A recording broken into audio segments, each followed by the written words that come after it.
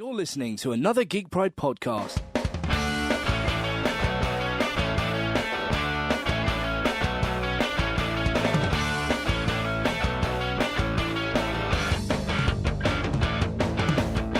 Alright, hey everybody, Matt Geary for the Geek Pride cast on this Tuesday evening.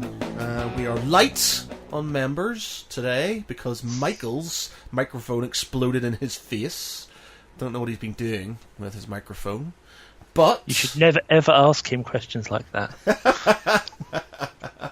But we have podcast regular Mark. Can he? No, can't he? How's things, dudes? Yeah, not so bad. Not so bad. Yourself? Yeah, not bad. By the lurgy.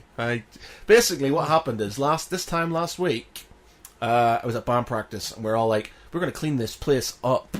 We're going to clean this place up, and it's like literally hasn't been touched in like 7 years. So there was just like my bassist, my drummers, like old spliff ends, and like just things everywhere. It was grim, and we felt very accomplished, sort of cleaning the place up. And we put lights everywhere, and it's got like fairy lights everywhere, and it looks really cool now.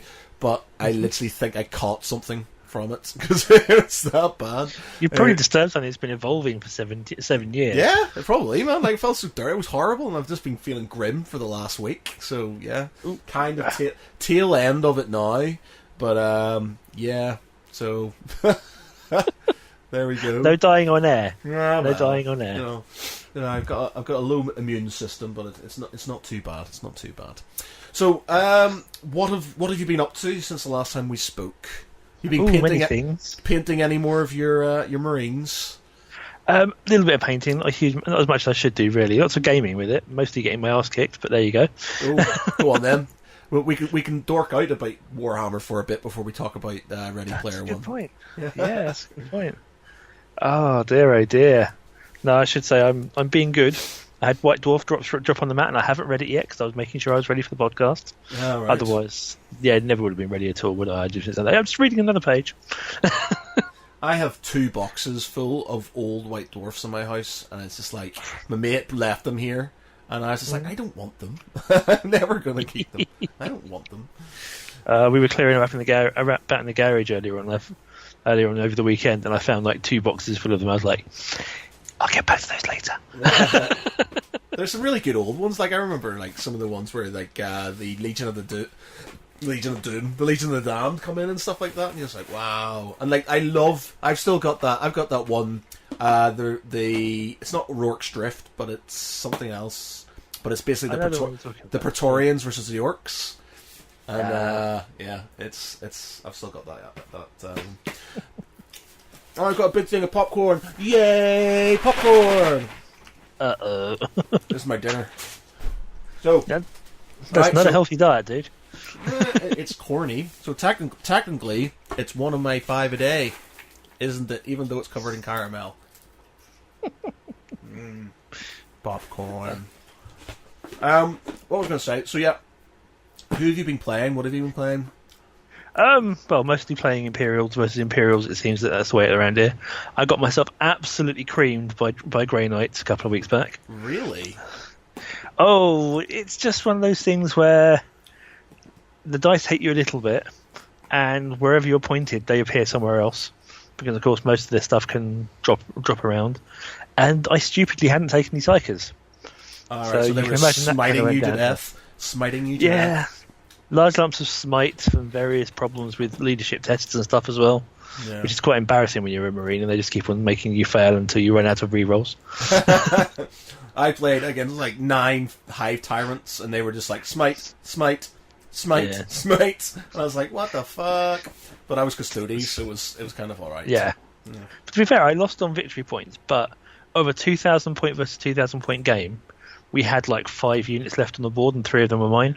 It was horrific. We absolutely shredded each other.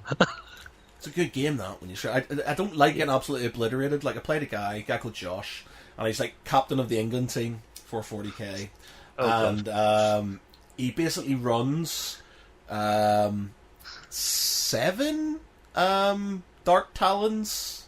So basically, you're getting like 7 sets of 20 assault shots plus a shot that does D3 mortal wounds on a 4.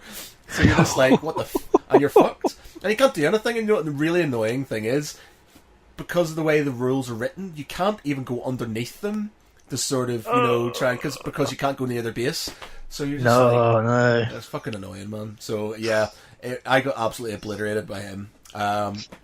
He got actually in turn got obliterated by some Reaver spam, which was quite Dark Reaper spam. Sorry, which was rather amusing.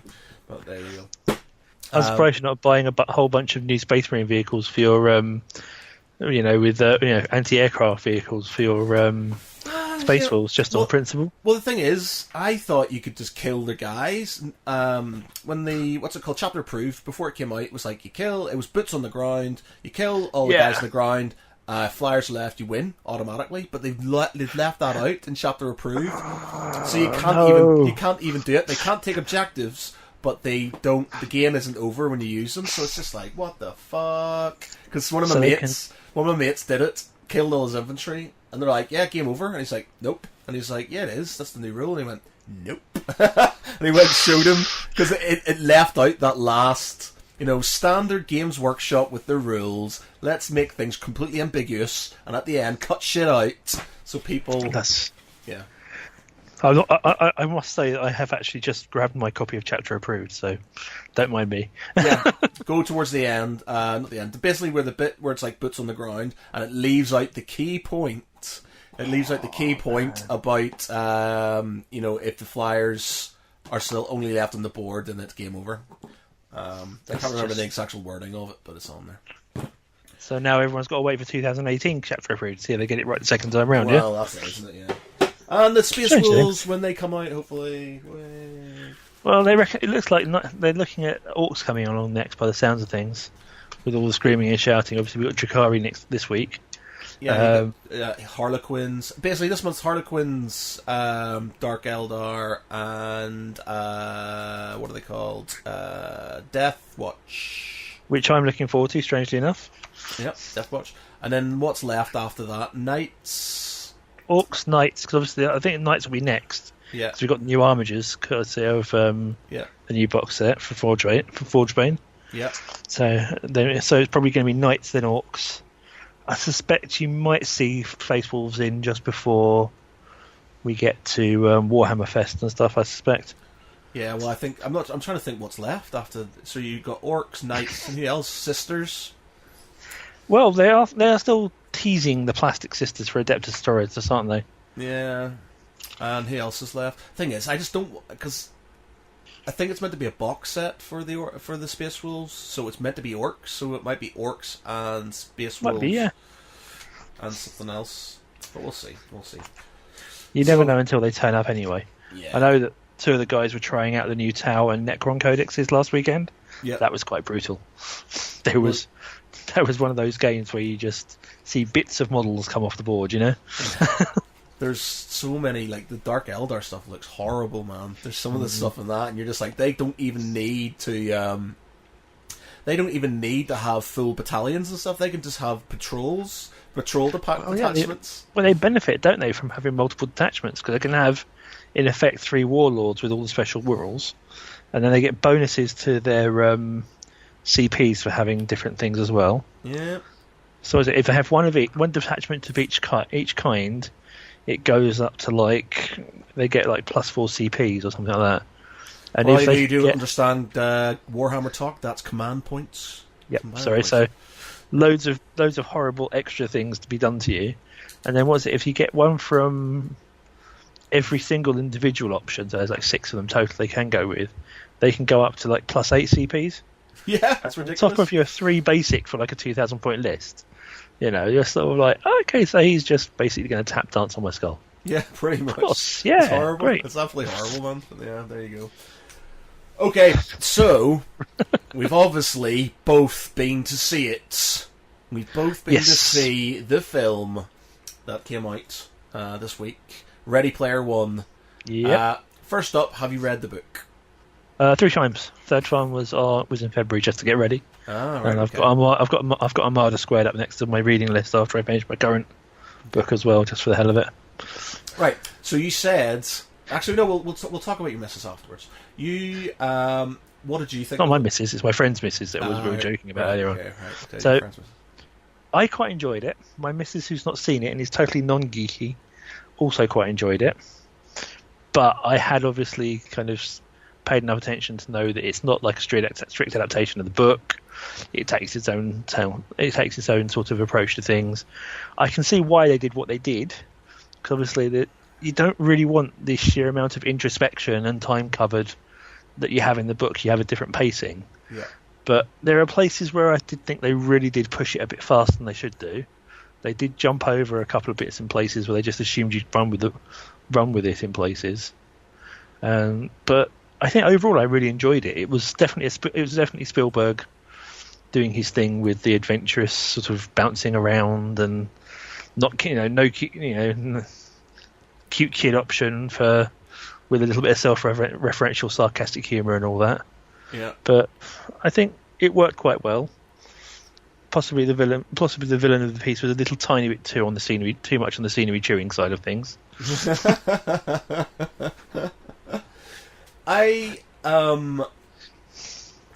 I think I'm currently writing a review and it's pretty much done. The review's pretty much done.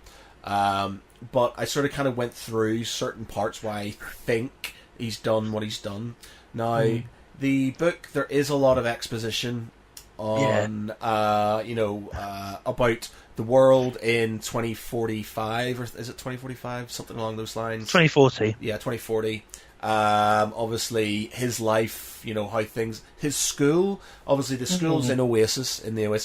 FYI, by the way, if you haven't watched Ready Player One, or you haven't read the book, or you don't want this ruining this for you, you better not listen any further, because we're probably going to talk about it all now. So you've been warned. So if you pop in on this, and you get annoyed at us, you're going to have to listen back for this warning, because we're warning you now that this is what's going to all be about.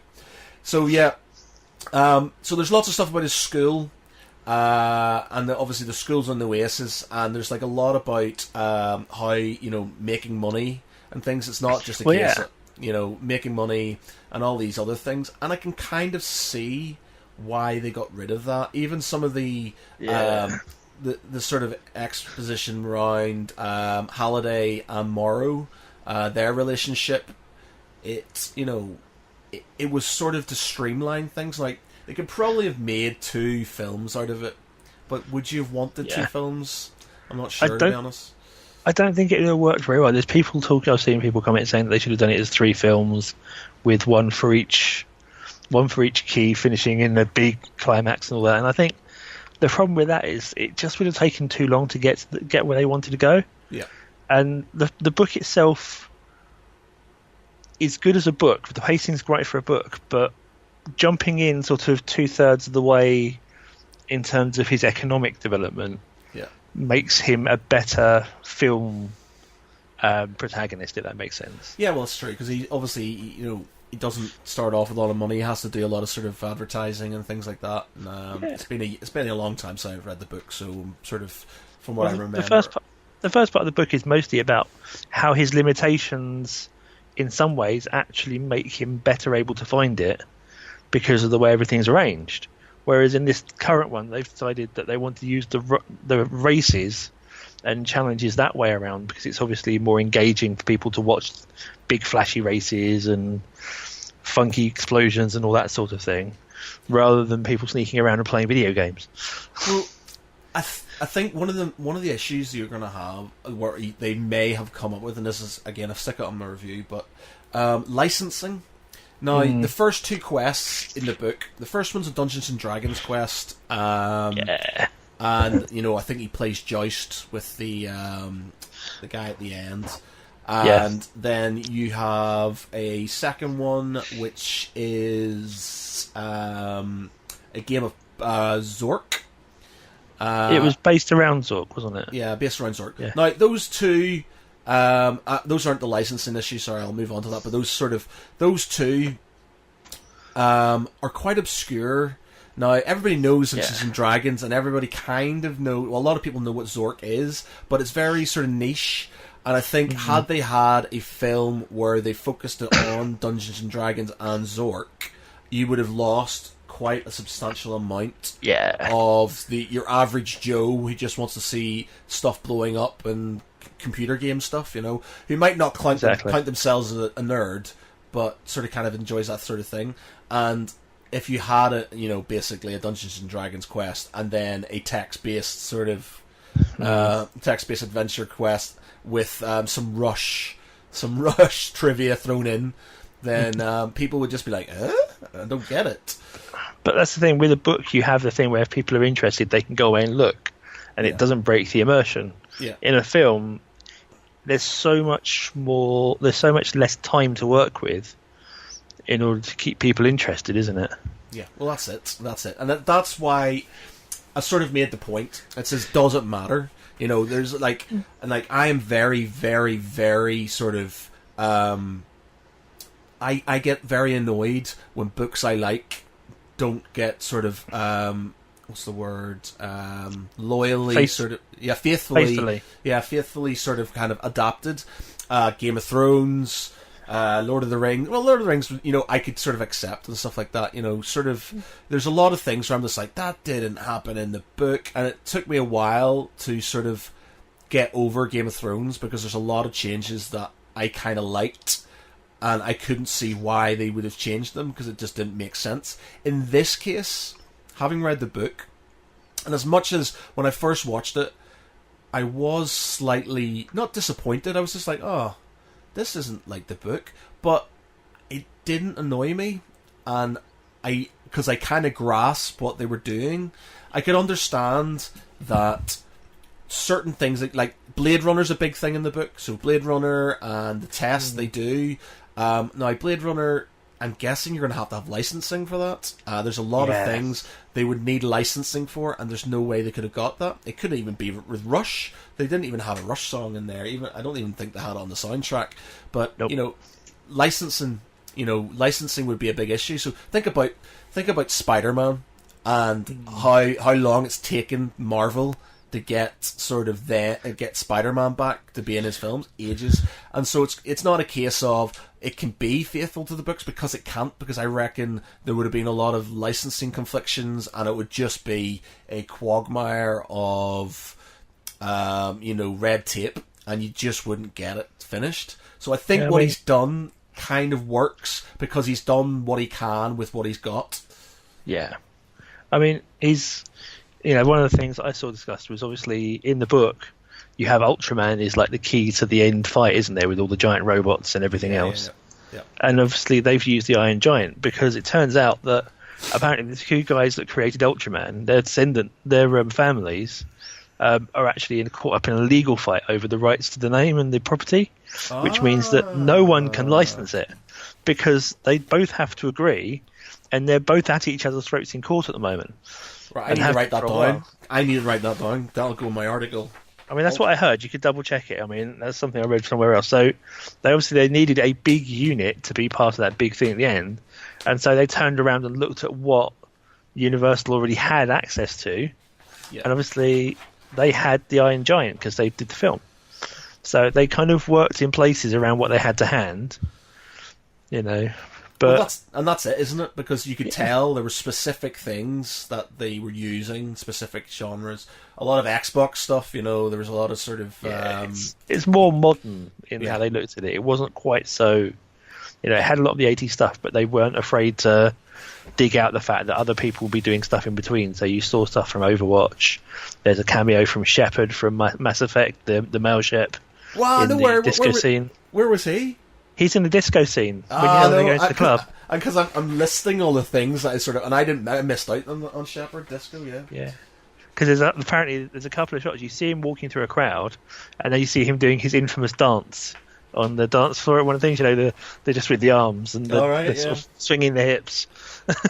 Well, we're sort of kind of going all over the place, but we'll go into that. So, these are the things that I saw. Obviously, the Overwatch guys, we saw that. Multiple Street Fighter guys. So you saw Ryu, you saw Blanca, saw Chun-Li, Ken, potentially, I think. I'm not 100% sure. Ken, Ryu I saw a few times. Then we saw, obviously, Spartans from Halo, Elites from Halo. We saw Marvin the Martian. We saw... let's see, who else did we see? Oh, I've got a bloody list and it's not in front of me, so I can't remember. And you know what? I'm going to get my list out. Where's my list? Okay, so... okay, yeah, here we go. Yeah, obviously you got the Gundam. Is it Deadpool or is it? It was Deadshot, I think. Oh, no, not Deadpool. No, not Deadshot. Deathstroke. Deathstroke. Yeah. It wasn't Deadpool because it was the tall, big shoulders and everything else. Yeah, I thought it was either Deadpool or Deathstroke.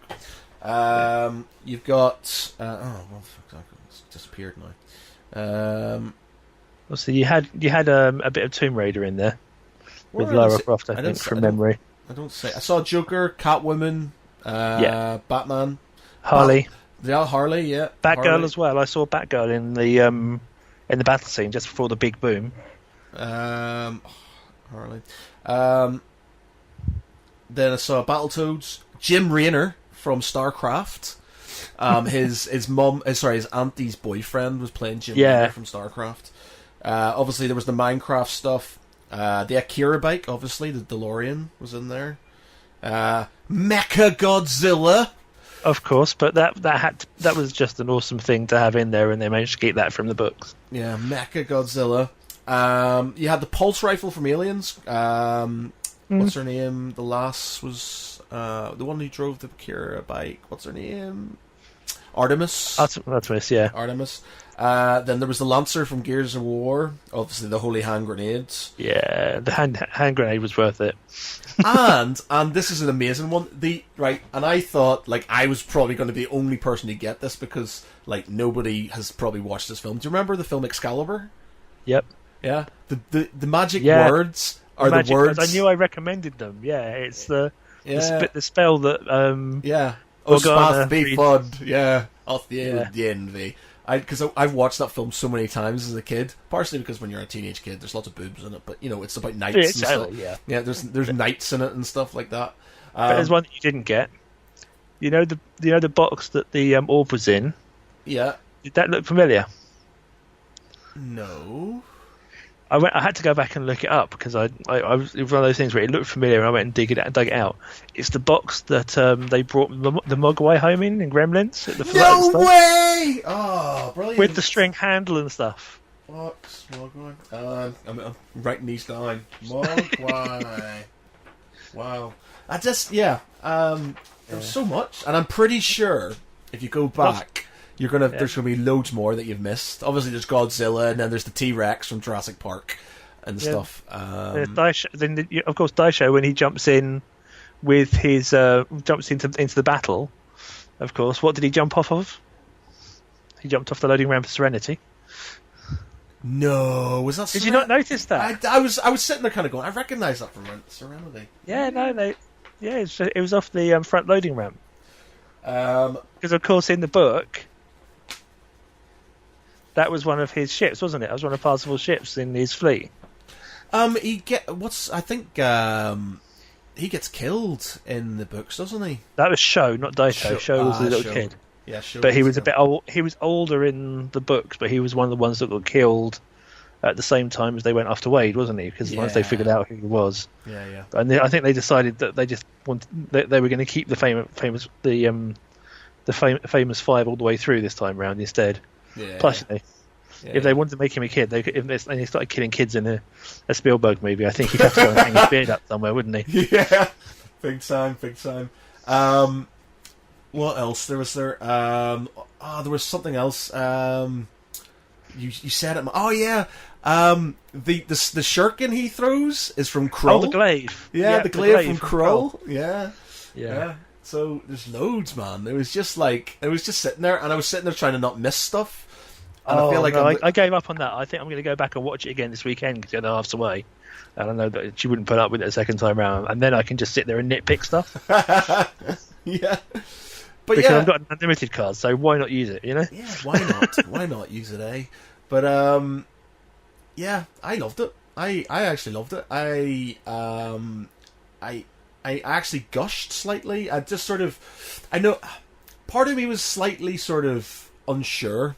At the start, I was a bit sort of, I don't know if I'm liking this or not, because it was a lot different, and I was like, I'm sort of fighting with my sort of reader person inside, kind of going, this is different than the book, you must hate it with all your luck. And so I was just like, but I kind of got over it pretty quickly, because there's just a lot going on, and it was just like this assault on your nerdy senses. It was just like everything, all these things. I was like, oh my god, that's that! Oh my god, that's that! It's fucking, oh my god! And you were just like, it was just amazing. And even, it wasn't, the storyline. The storyline actually made me slightly emotional in a way. I got slightly emotional towards the end. I was getting a bit anxious. At the end, I was getting a bit anxious, and I just got a bit. I don't know why. I just got a bit emotional, and I was just like, just a bit sort of like, nerds, and it was just a good. And I'll probably articulate this a lot better in my article than I will now, but easy to edit that way around. Yeah, it is easy that way, right?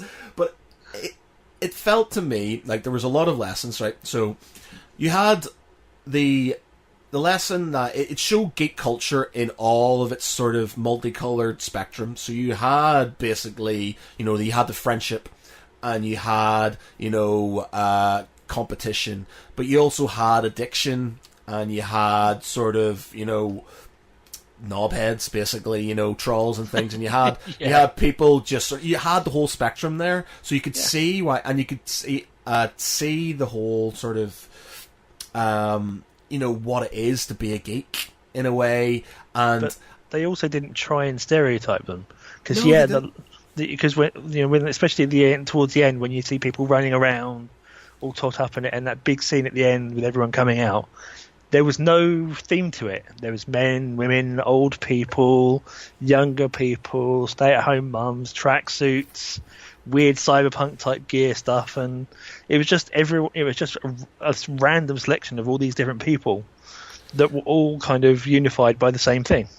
And I think, but what I quite liked is because there was obviously that whole sort of like this is what it is to be a geek, to want to escape from reality, and I think that maybe that wasn't what made me slightly emotional, but it's just like, having been a World of Warcraft addict for a long time when I was younger, knowing what it's like to want to escape, knowing what it's like to sort of live in a game and have friends and have not relationships, but people you like, and sort of just generally being happy in there and just not wanting to be in the real world. And I think there was the moral behind it was, it's like, there's a lot of people who kind of say, I was expecting him to use, I can't remember the name of the power-up that basically killed everything, or I was you would expect him to sort of press the red button and just shut the whole thing down, but he didn't. And I think the whole thing, it wasn't sort of all or nothing. It wasn't like, you don't need computer games, you can go out and play, or you don't need, you should live in the computer game. It was a good, happy medium. It was the concept that you have to find a balance yourself. Yes, that was it. And it was a good moral to have. It was sort of like, you know what, it's all well and good. These things can be amazing. These whole things, these immersive games, the whole culture can be amazing, but you do need to sort of get out and about sometimes and do different things. And I thought it did that really well. I think, the underlying morals behind it and the underlying sort of story behind it, I really picked up on that. And I think that's why I sort of got it. And for me, it was just like, I loved it. I came out of it just sort of kind of going, I'd well watch that again. And I just felt sort of happy. And a bit sort of like, that's amazing. I feel good, It's just sort of.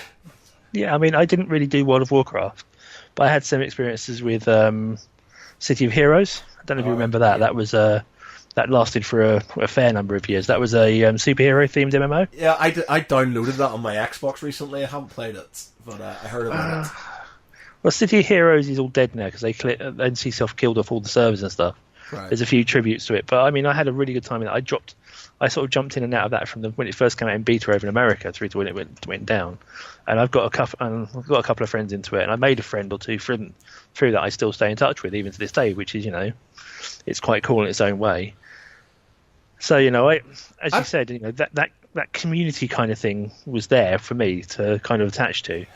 But similarly, I had my two friends with me who had finished listening to the audiobook, the Will Wheaton narrated audiobook, literally while they were waiting to meet me and my partner to go and watch the film, yeah? Yeah. And I had pre-warned them. I said, look, just remember, bear in mind, I've been told it's not like a strict adaptation. It's a companion, really. It's kind of the same themes. Yeah. I mean, I broke myself of that need for everything that's adapted to be exactly faithful from a fairly young age. I used to read Tom Clancy books when I was younger, so you can imagine okay. the books to the films, and various other stuff I've read over the years. I've taught myself that you walk into the film and you try and assess it on its own merits and see if it actually has anything in common with it. And I enjoyed it, but all the way through, my mate's other half, who, to be fair, is red-headed and Scottish, was just sitting there absolutely furious.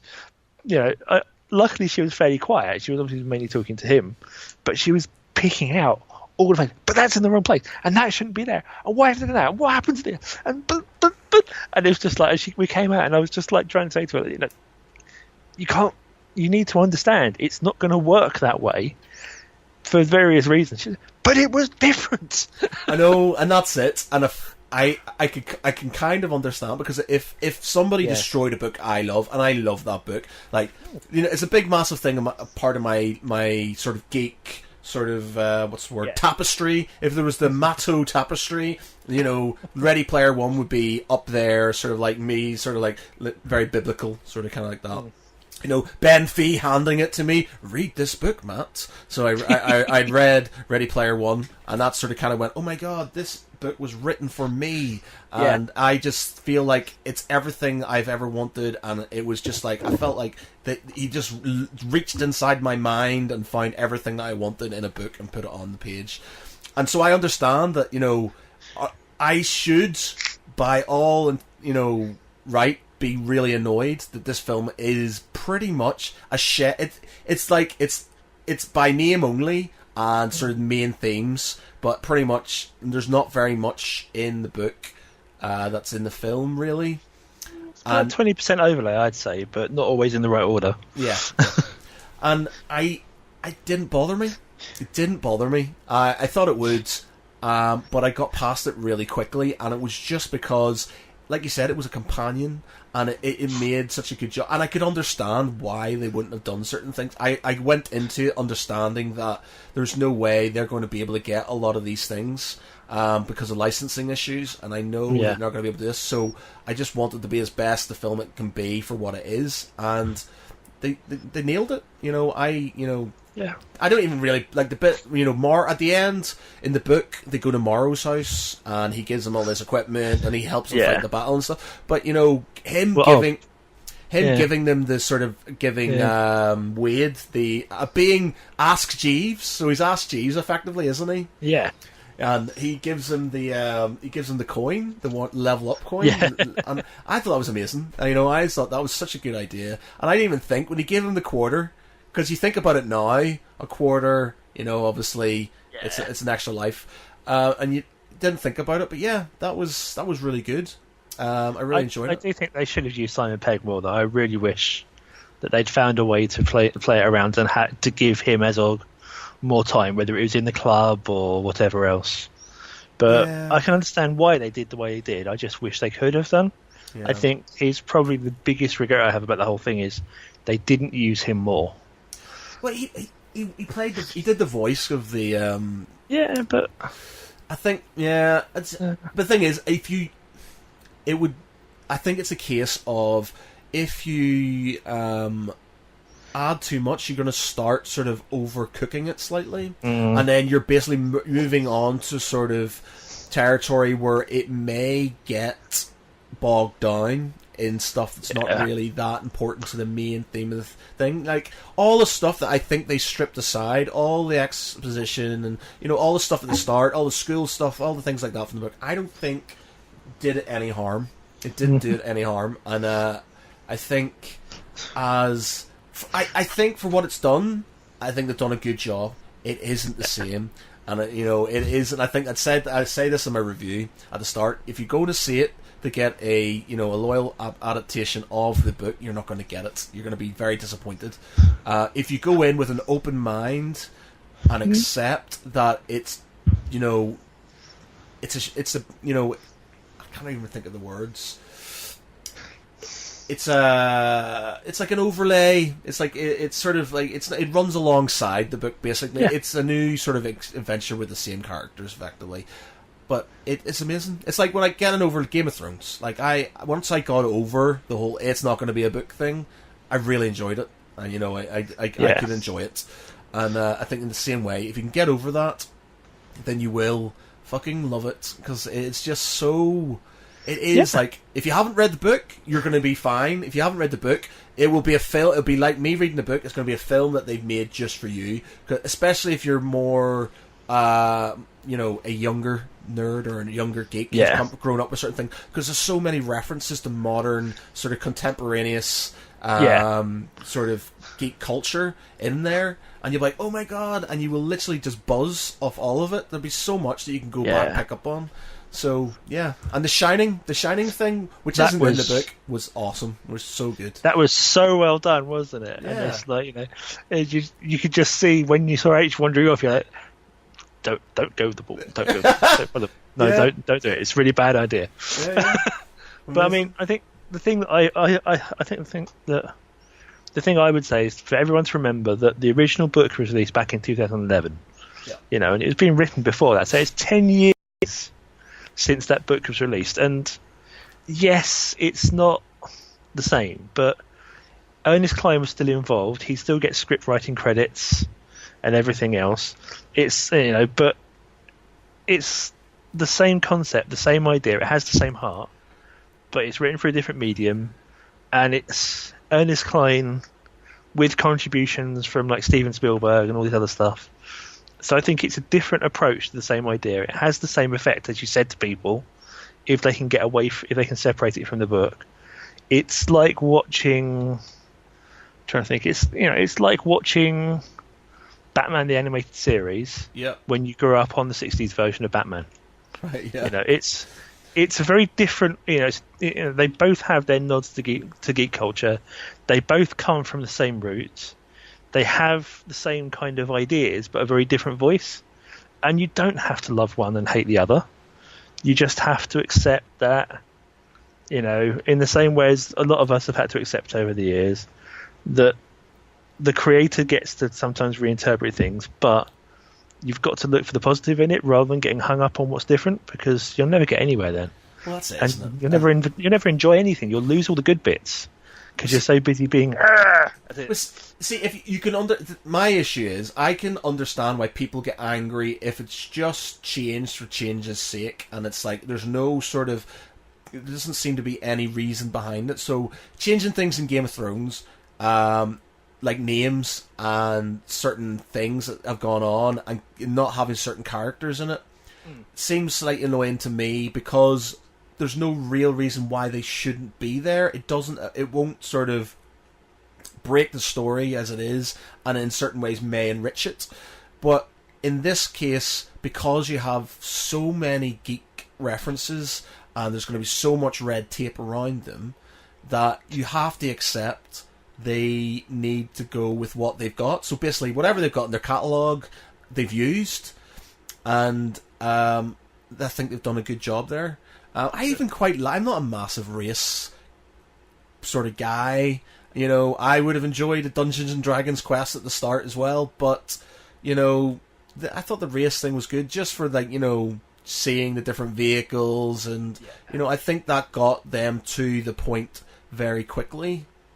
And there's bits like in the book they've got that the chat room, which is basically like an 80s arcade. Basement.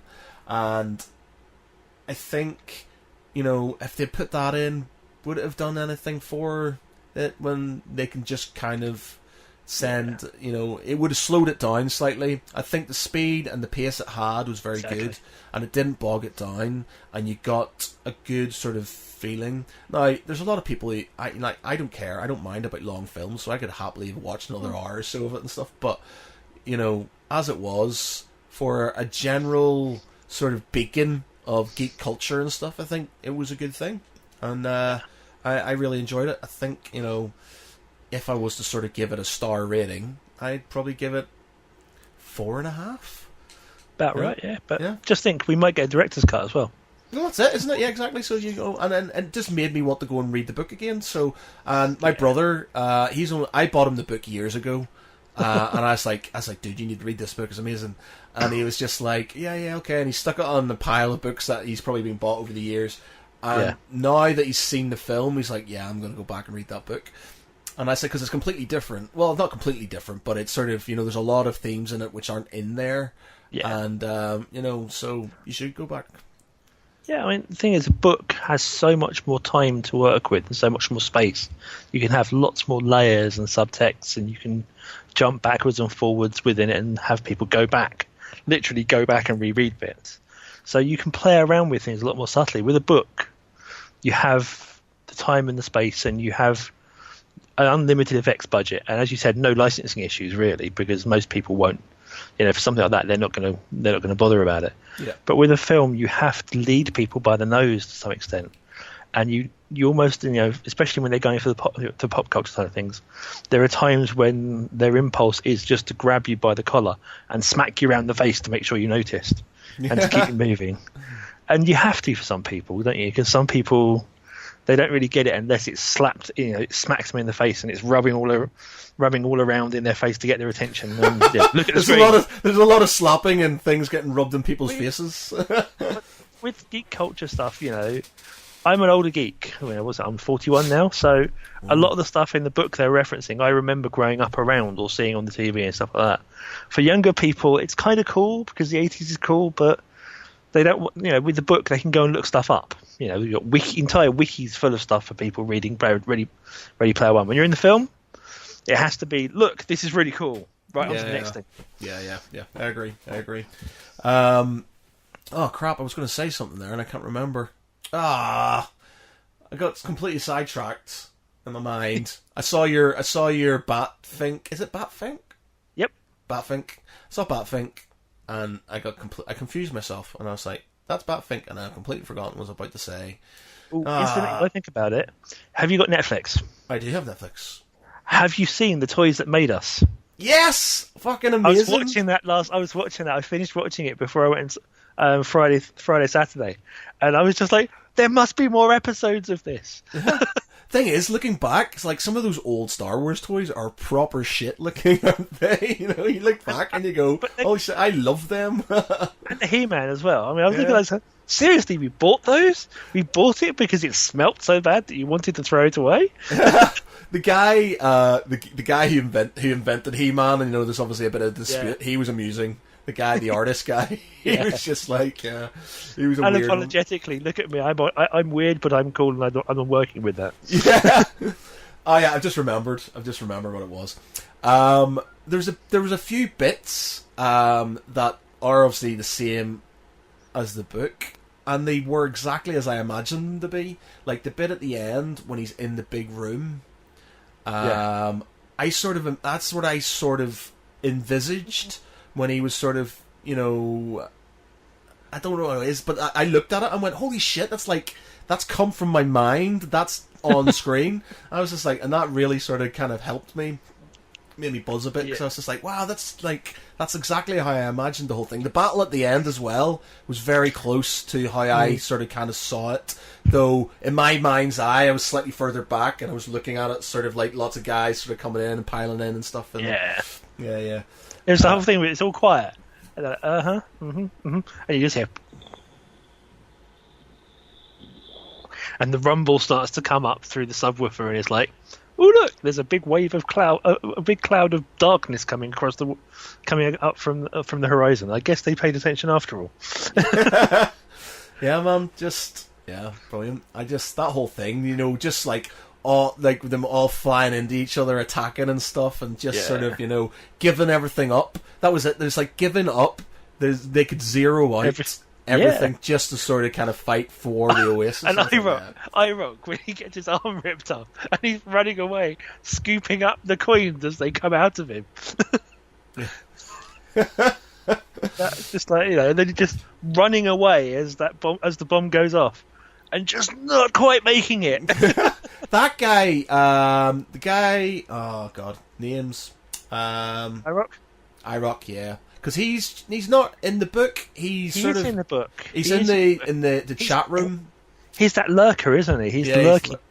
He wants to. He's a bit of a wannabe in the book, isn't he? Yeah. But in this one, they turned him into less of a wannabe, more of a griefer, sort of troll sort of character. Yeah.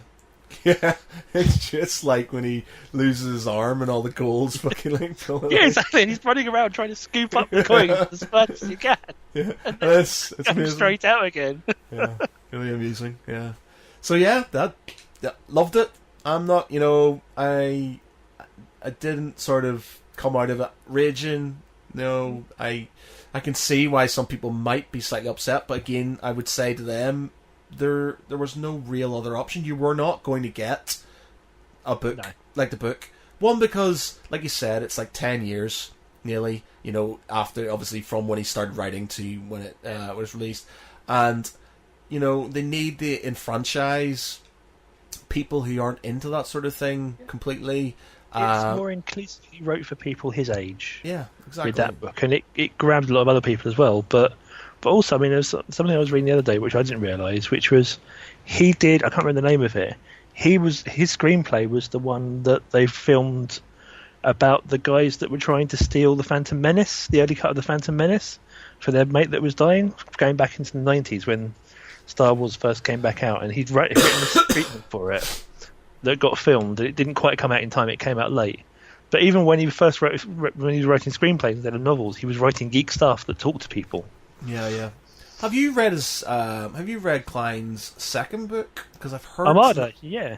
I've read it before. It wasn't too bad. I've got it lined up as my next read after I've read what I'm reading at the moment. I'm reading through some independent author stuff at the moment, so I've got that to go back to. It wasn't bad, I think.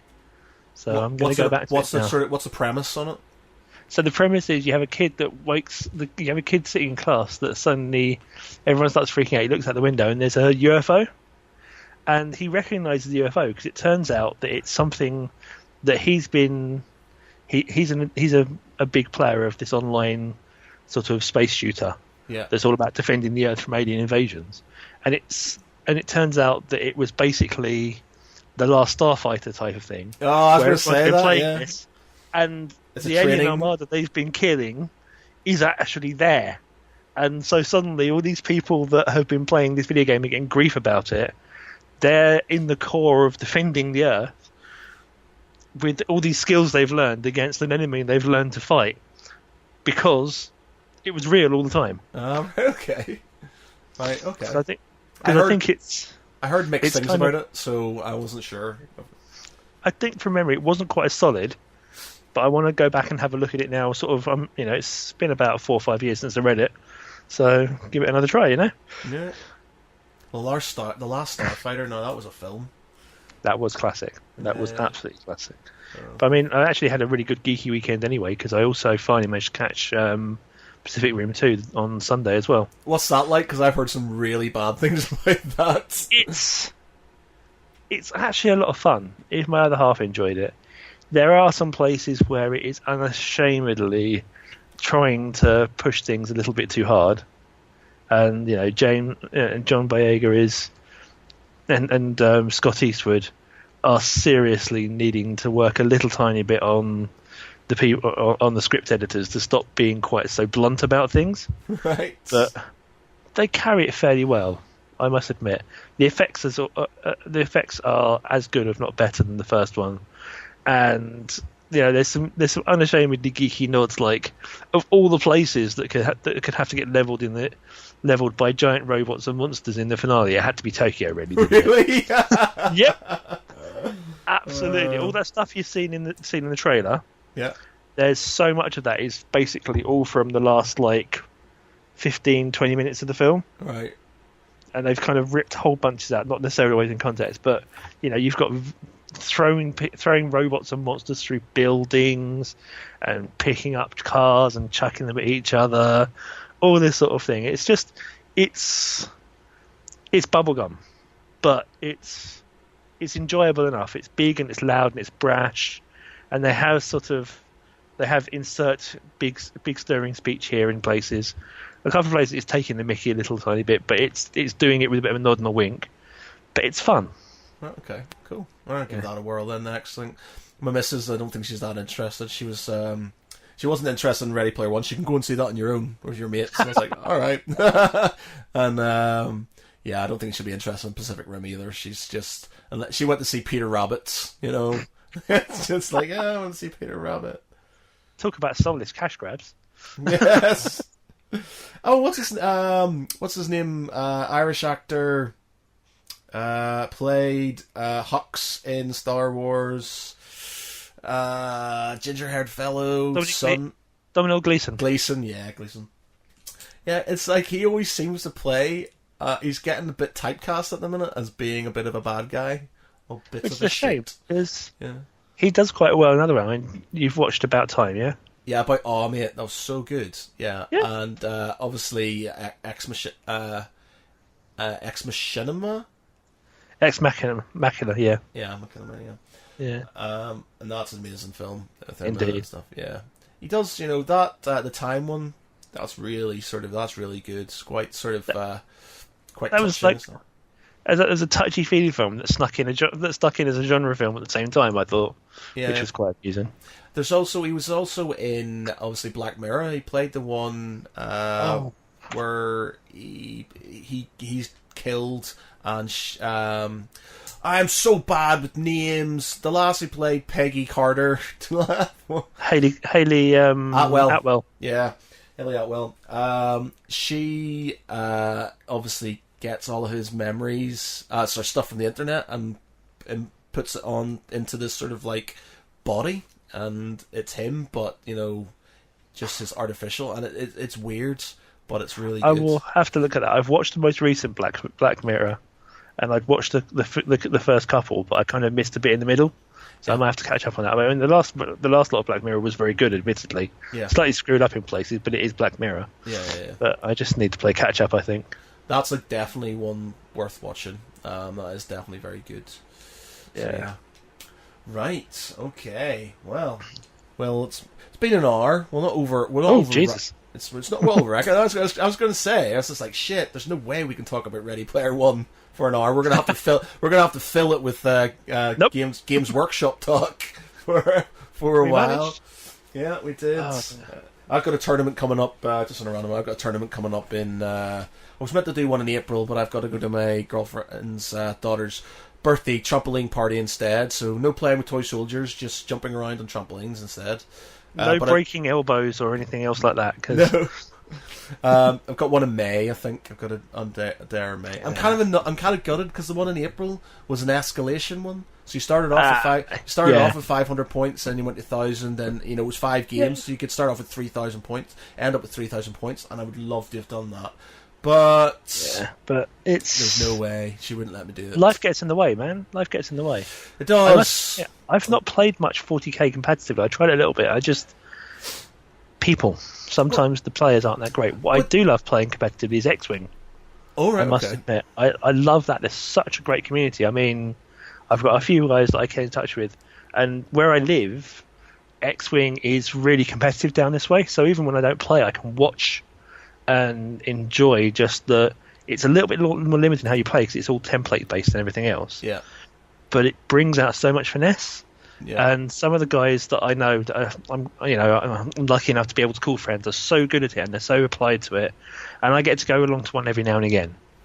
And the community, I mean, give a case in point. This weekend in one of the X-Wing groups, a guy comes up over in Kenneset asking for people's advice because one of his friends he used to play with has just recently passed away, and he wants to hold like a tournament to raise money for charity.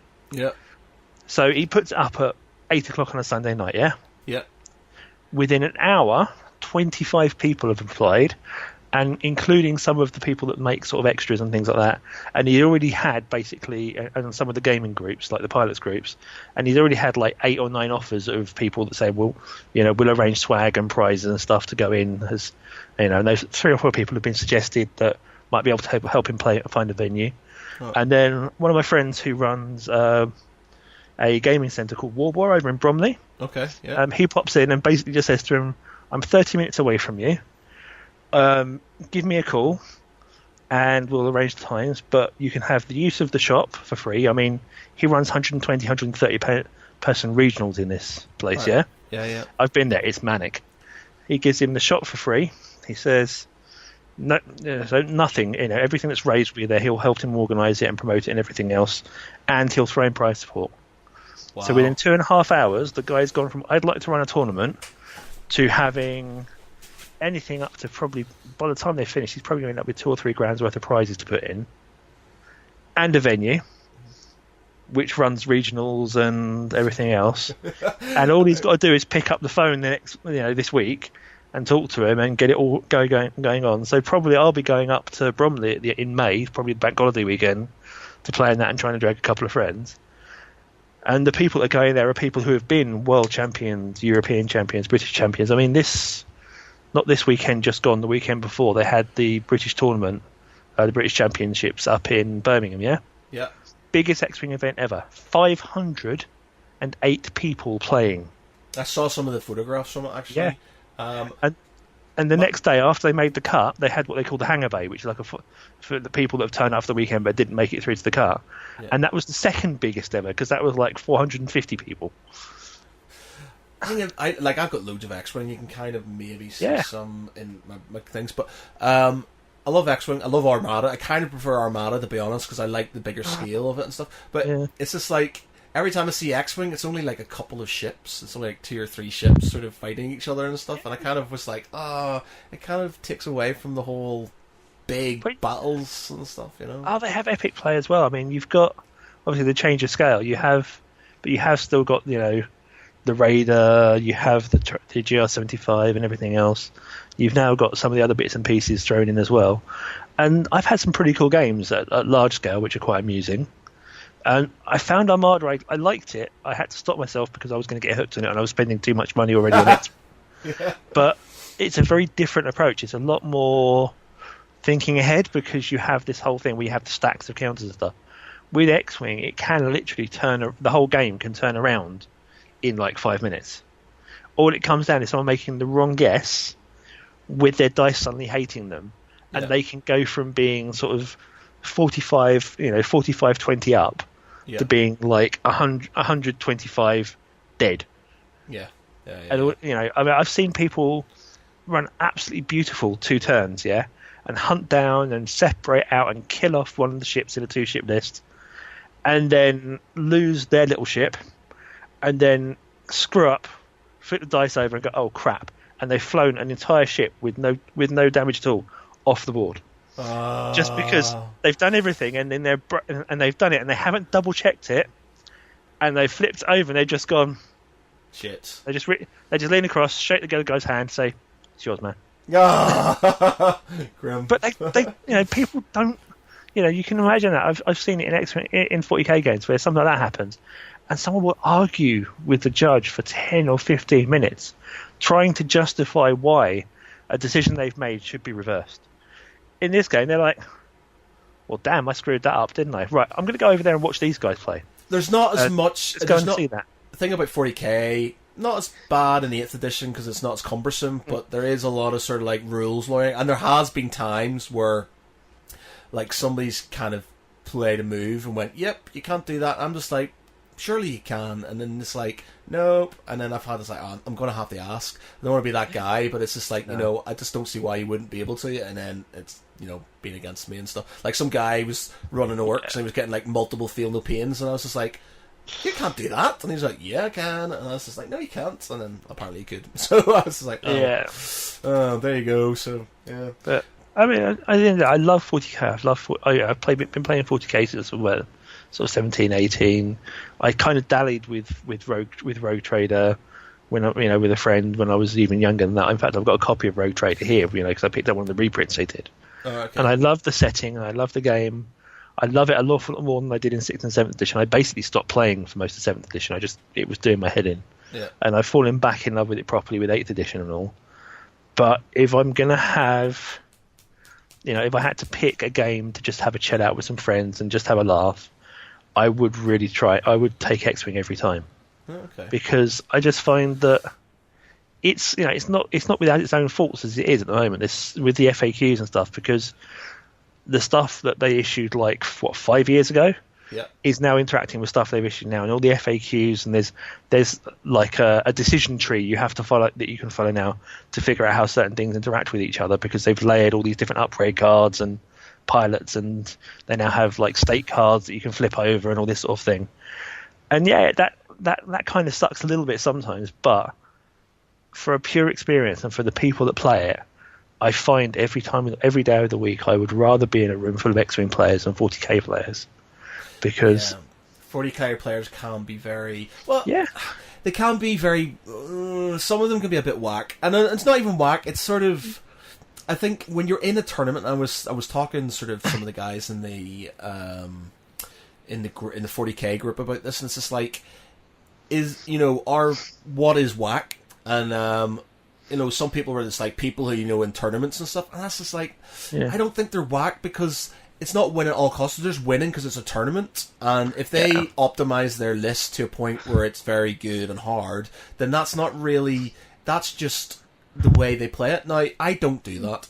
I generally pick sort of competitive lists, but ones I kind of like, and so I wouldn't go pure sort of flyers and stuff like that, because I just don't think I'd enjoy it.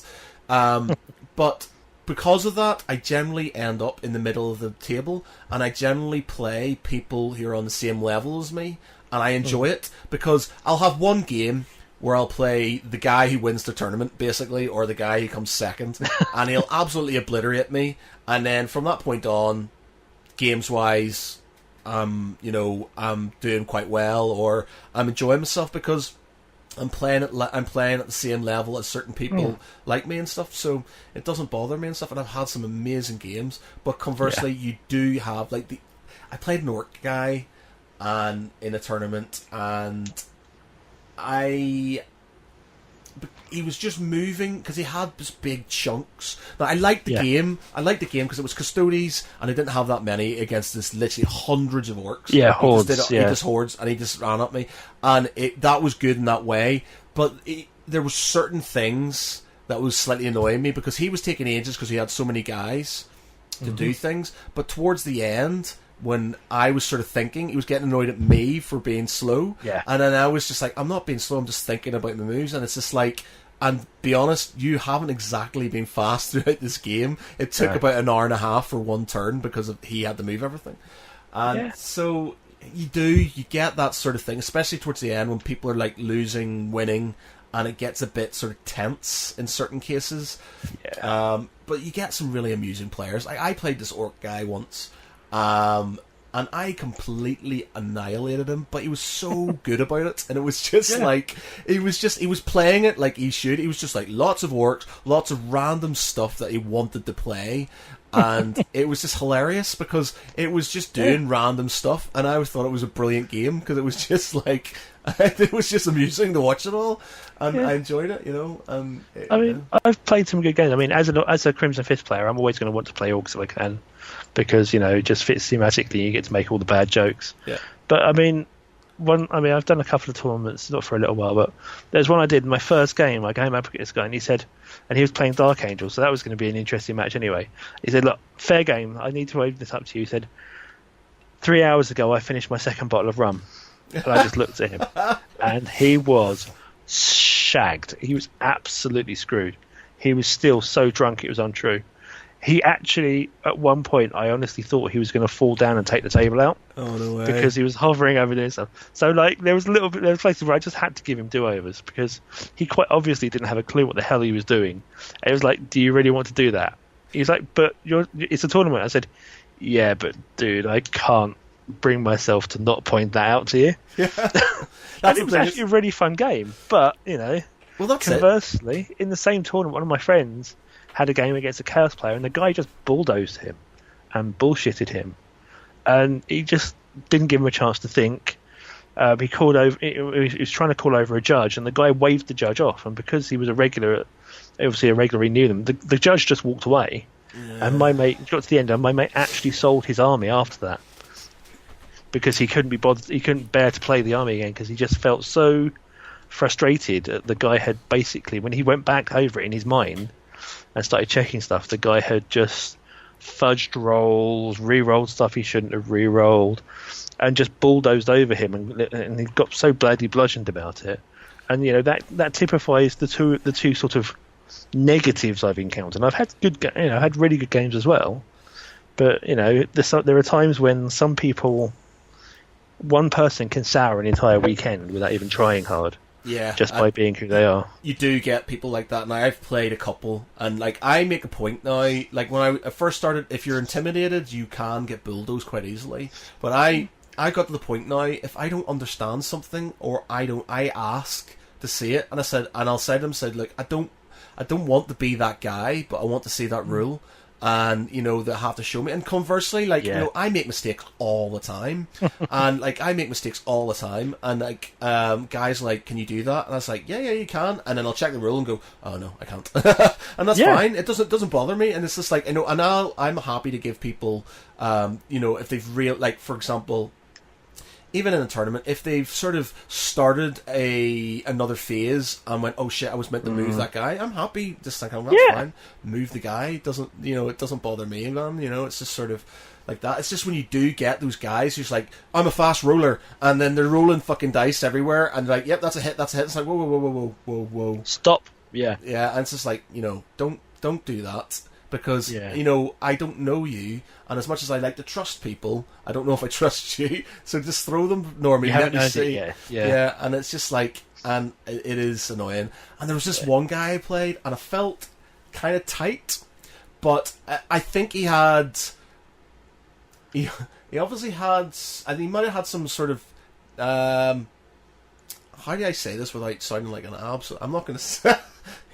He had some learning difficulties, potentially. Yeah. I'm not sure if he did or not. But basically, if I questioned him on anything, he went absolutely berserk. Literally just started hitting his head and getting... And I was like, shit, I don't know how to deal with this, and I don't want to be a guy who refuses to play with the guy who's got learning difficulties. Yeah. But it's just it wasn't making the game enjoyable at all, because... No. And I was trying my best just to sort of kind of go, okay, I'll just, do this, but I couldn't question him. He was just if it did certain things, he'd get annoyed at me, or if I asked a question, he'd get annoyed at me, and I was just like, all right, man, just play it the way you want to play it, if that's the way you want to do it, then that's fine, and so I just left it.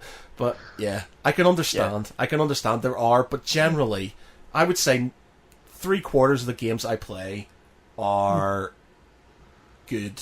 Enjoyable. I had an amazing game with a Grey Knights guy, Space Wolves versus Grey Knights, and we were both sort of just messing up, and just it was just funny. It was just funny because I had a flyer left, and I'd wiped out a lot of his stuff, and he had Drago with one wound left, and Drago basically one-shotted this fucking flyer with a pistol. It was just it was hilarious, but it was just such a good game because it was thematic and it was amusing.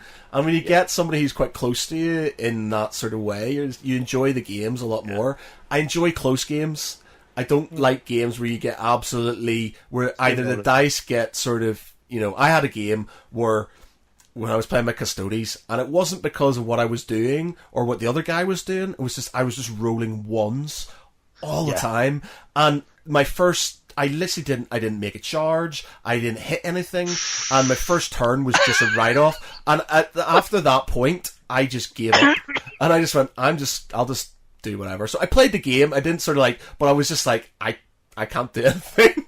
It's I just got so many ones, but yeah, it was just... I've seen people who have actually thrown their dice out after that, but my dice are a bit sort of temperamental. I've got the old, the big box of Apocalypse dice you used to get with skulls on them and stuff. I got those, and they can be, they can be good servants or harsh mistresses sometimes, so yeah. Okay, anyway, I think we've bored enough people with, and we've extended the extra 15 minutes on there, so the extra 15 minutes to make the hour and 15. So yeah, we'll leave the 40k. So if you're just listening to this now, and you want to listen to Ready Player One, like it says in the Facebook group, then halfway, we're sort of like from 10 or 15 minutes in till about an hour. So it goes on for about 45 minutes. So at the start, first 15 minutes, Warhammer. Second 15 minutes, X-Wing and Warhammer. So there you go. It's sort of a geek sandwich. Yes. But anyway, thank you very much for everybody. Everybody being quiet. Quite a few people watching, but not a lot of people talking today. But that's fine. We scared them all. We did scare them all with our good looks and superior geek knowledge. That's what it was. But yeah, so thank you very much for everybody who's watched. We have a message. Stacey Tyler Mullen. Hi, stranger. It's Stacey from the Mint Imperials. Hey, Stacey. Long time no see. These are the guys who I used to go out on tripping with. They used to dress up as obviously stormtroopers and Imperial guards and things like that, and go out. But yeah, hey Stacey, and goodbye Stacey, because we're just about to leave now. So, but yeah, thank you very much for everybody who has been watching, and Stacey for commenting, being the first to comment, and hopefully this will be online next week. I need to put this week's on because I haven't done it yet. But yeah, thank you very much, everybody. I've been Matt Geary. He's been Mark Can't he? And I still am. And he still is. Thanks very much, everybody. Good night.